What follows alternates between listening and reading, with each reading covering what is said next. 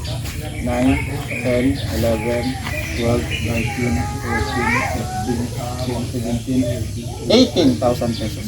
Salamat kid sa mga followers sa Saraga News Live Station, no? Inasyon nga nagatag sa bulig kay Tatay Itek, no? So anyway, ari na ang inyong bulig nga ginatag. So 18,000 pesos, no? Ang ining kwarta na ginatag ninyo kay Tatay Itek. Paagi man sa Saraga News Live Station. So sa tanong sang live naton, actually kila mo gid sa mga natandog sang Blatyagon sa live naton.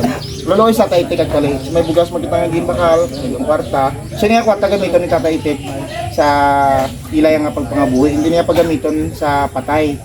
No, ang patay iya nga si bata niya nga si Pilit nga nalumos, imuan ta niya paagi nga malibre ang iya nga pagpalubong, no, babayad sa lungon, punerarya.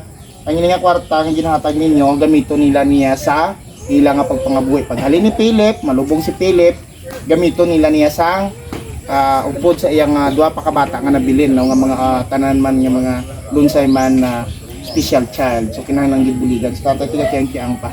So salamat gid, no, sa bulig ninyo. Salamat gid sa mabinulawanon nga tigipuson nga nagibulig sa akon. Pagi kay Sir Will naka ano gid ka na akon. Salamat gid sa inyo tanan.